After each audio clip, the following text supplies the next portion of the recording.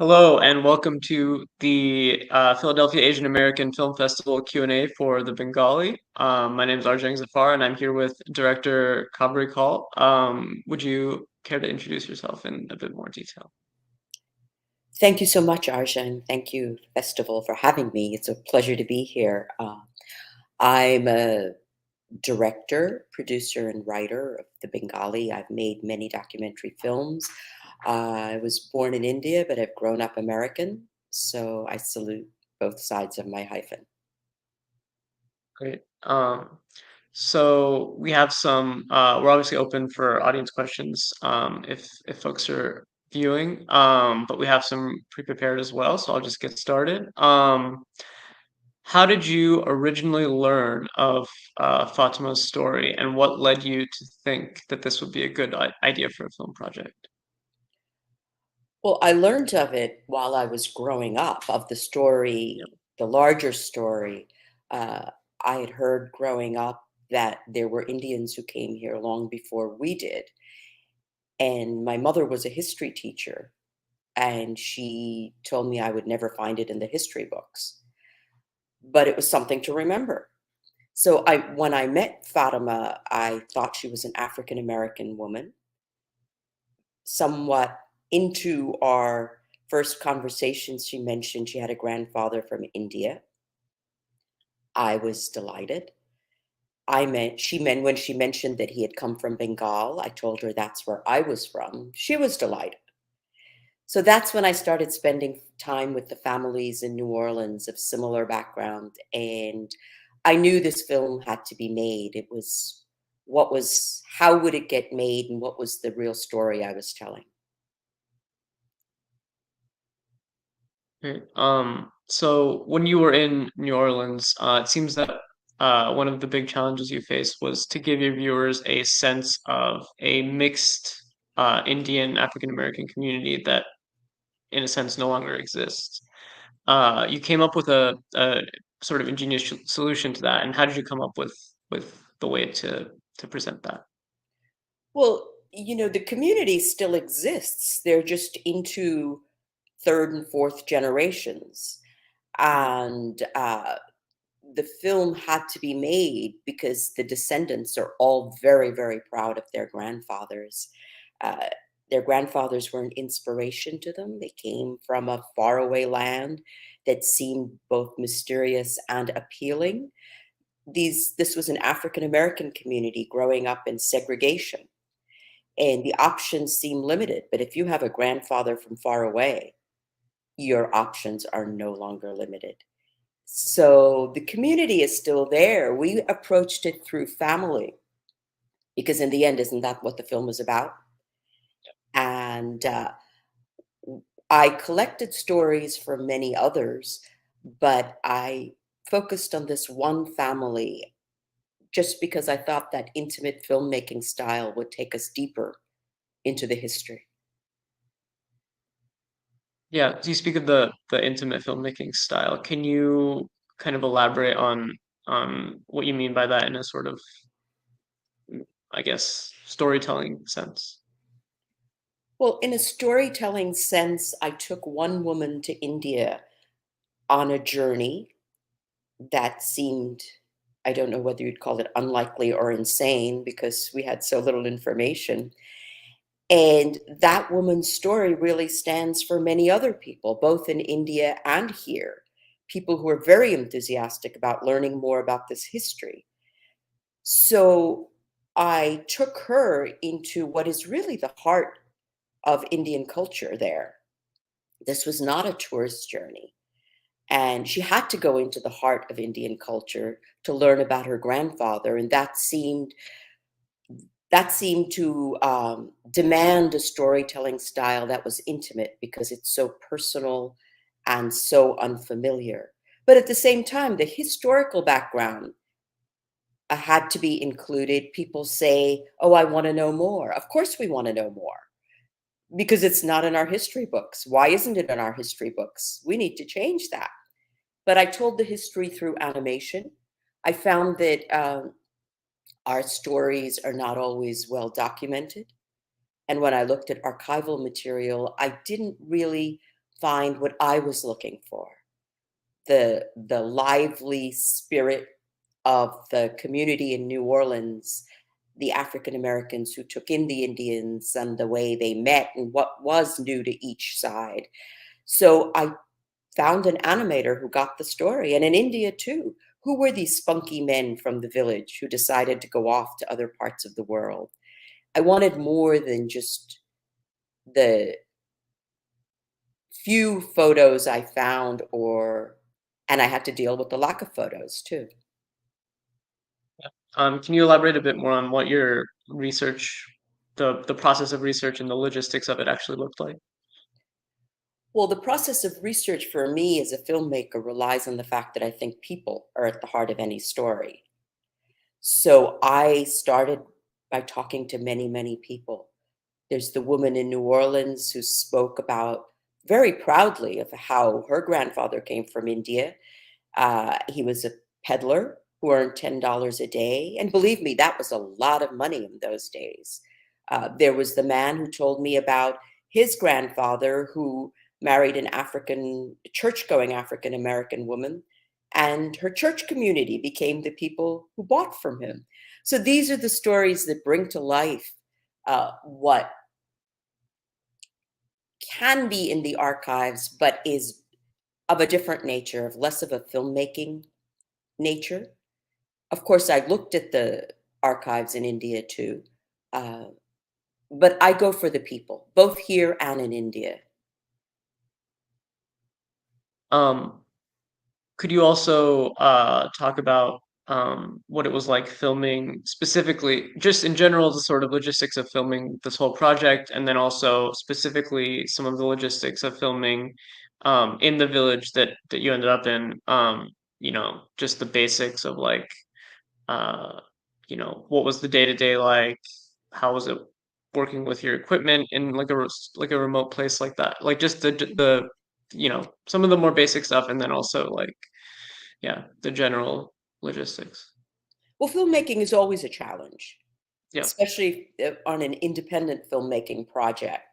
Uh, and this involved two countries, uh, two very different cultures. And so there were many challenges along the way. We could not have made this film without the enthusiasm of the people of New Orleans, who welcomed this project as a very different, richer look at their history that would break down certain conventional notions of today. Um, so I'm very grateful to them. And in India also, the village was a wonderful place to film. They had never seen a film crew. They had never seen an American. They didn't know what an African American was. So it was a process of getting to know the unfamiliar for them. I took a camera person from here because I did want visual continuity between India and New Orleans. I had a local crew in India and a local crew in New Orleans. And that too was a wonderful opportunity to bring together people from different cultures who learned to work together. You know, the Indian crew learned that the Americans and Indian Americans needed lots of bottles of water. The people from here learned they had to drink a lot of tea in the course of the day. And so people learned to get to know each other and work together, which is a wonderful, wonderful thing. And what was it like for you to act as a sort of mediator or intermediary for Fatima in the village,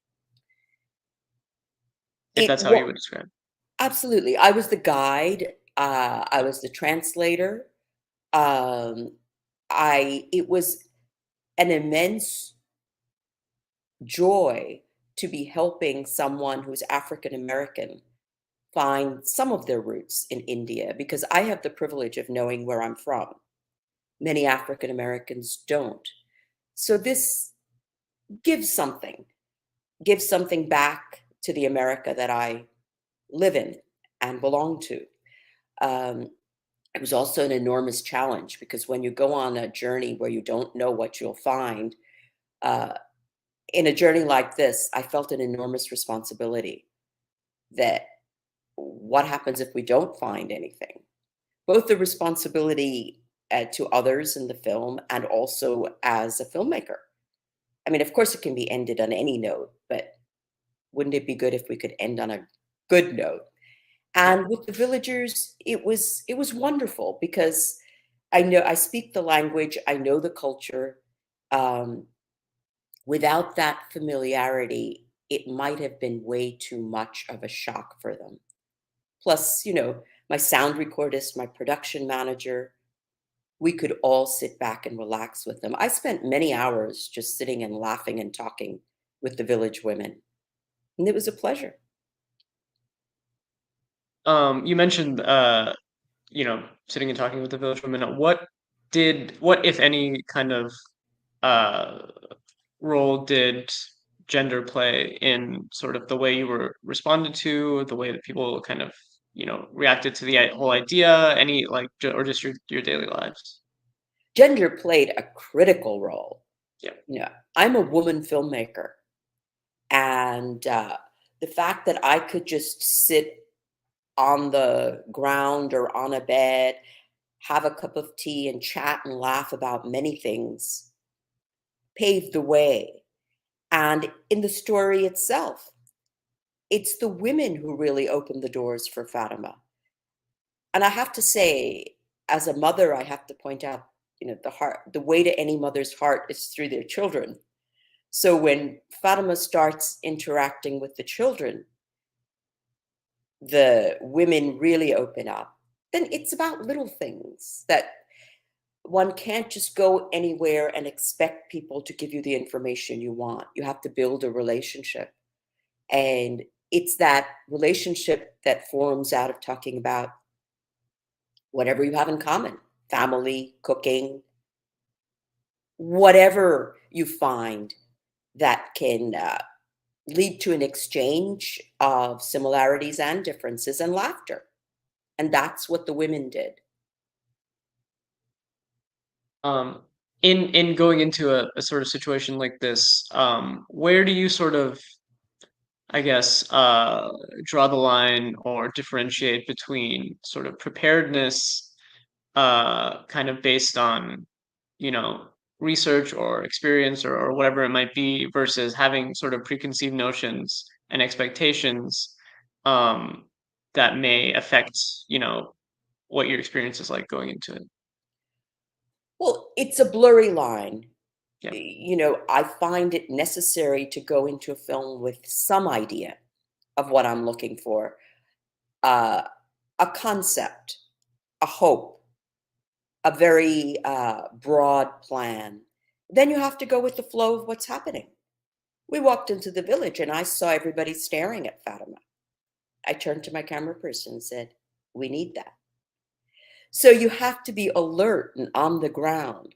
Uh, and find all these rich, rich elements. The life of the village. I'm an urban person, born in Kolkata. I've always lived in big cities.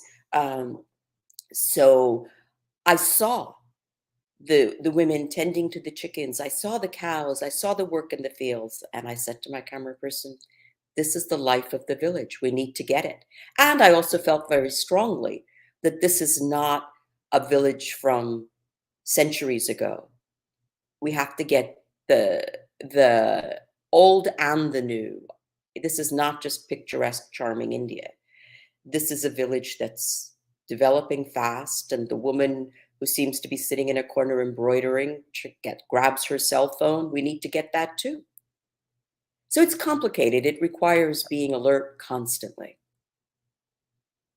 Can you tell us about maybe any specific challenges that you faced in making the film, and maybe how you overcame them, or if not, how they affected uh, the final product? Well, there were challenges at every step. That's what filmmaking is about, right? Um, some things happened for which I'm very, very, everything that happened that helped us meet the challenges, I'm very grateful for. In New Orleans, we wanted to get the Mississippi River, which is so critical to the life of the city, especially back in the times of Fatima's grandfather, when New Orleans was known as the bustling port city that everyone had to head towards. And we were very lucky. The local ship company said, don't worry about it. Yes, there may be issues, but we'll take you on the boat and we'll show you the river. That was an amazing experience that helped us a lot. And in India, of course, finding the village was a challenge. Where is this village that's not on the maps? How do I find it? I called everyone I know in Calcutta saying, do you know this village? Hey, you grew up in the countryside. Do you know this village? Hey, you have a country home out in Bengal. Do you know this village? And people were wonderful. Nobody said, are you kidding? How would I know this village? They all just jumped on it. They thought it was a very rich history. And, text messages flew all over Bengal. And without that help, I would not have found the village. So I'm very, very grateful to everyone who helped and collaborated on this project. Yeah. Now, naturally, obviously, this project couldn't have kind of come into being without the crew who worked on it. Can you um, tell us a little bit about sort of how you found the people that you wanted to work with, how they responded to the idea, and how you all sort of prepared, how you maybe helped them prepare, or how you all prepared together for the project, and all that. That's a very good question because Yeah. on any film, especially a film like this, when you're traveling across the world, bringing together two cultures, uh, you have to find the right people. Otherwise, it won't work. Uh, I always look for a crew that uh, knows how to be invisible, that will get along with the subjects but not intrude. One way to help them to do that is to discuss any filmic needs outside of the shoot itself. With the camera person, I exchanged a lot of photographs and artwork to show what India would be like, and talked about it all earlier on and before each shoot to decide what were we expecting from this. And the music was a very, very important part of this film. Now, I needed to find a composer who understood East and West, but not in strict codified terms. And Nainita Desai was great to work with. She's and a British Indian, and she really understood. She grew up there and understood the blend I was looking for, that we didn't need necessarily Indian music when we cut to India and Western music when we cut to the West, because that's not the way of thinking anymore. You can think one way and be in another place. And the blend she brought was challenging for her, I'm sure. And it shows that you need a team that will understand what you're aiming for, your vision. And I am grateful for my collaborators, including the animator, the composer, the cinematographer, the editor did a fabulous job. We worked very, very hard on this film. Editor and producer Lucas Groth uh, really came to this film with an understanding of what it was about. And I think our only regret is we have so much beautiful footage that we couldn't include. So naturally, the film is itself sort of an exercise in broadening and expanding the world for yourselves and whoever's viewing it. Can you tell us about some sort of more specific things that you maybe learned during the process of making it that maybe weren't as evident in the actual film itself? Well, I think what viewers learn from it is up to them. I would never Yeah. tell you what they should or could learn from it. What I learned was about, first of all, about the women of the village, how how hard they work constantly.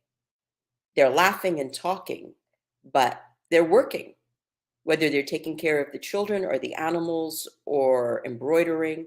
They're constantly working, and my admiration for them just soared as I spent time with them and laughed and talked with them.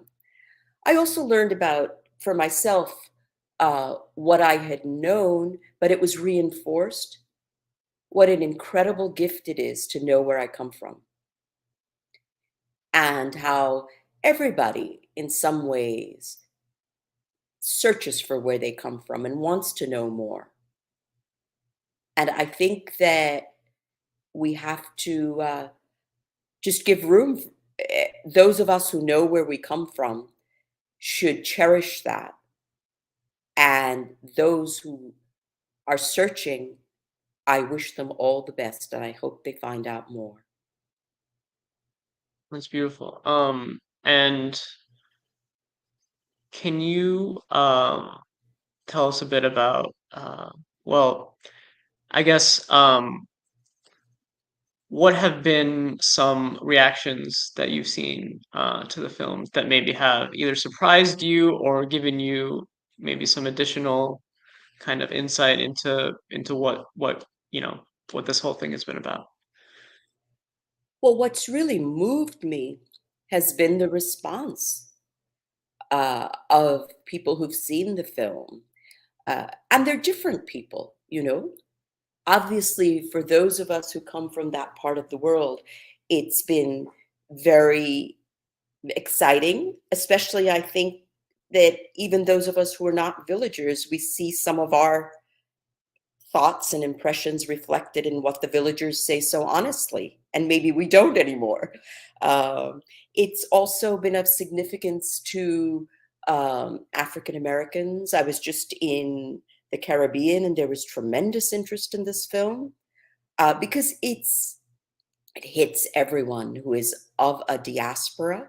It's been What's also moving is that it's been of interest to those who are not of any of the diasporas in this film. It's wonderful to see how a very specific story can reach beyond that. And I'm very grateful for all the people who come and who see that in this story. Yeah. So I think we're getting close to the end of the Q&A here, but I guess to sort of, wind down, I'm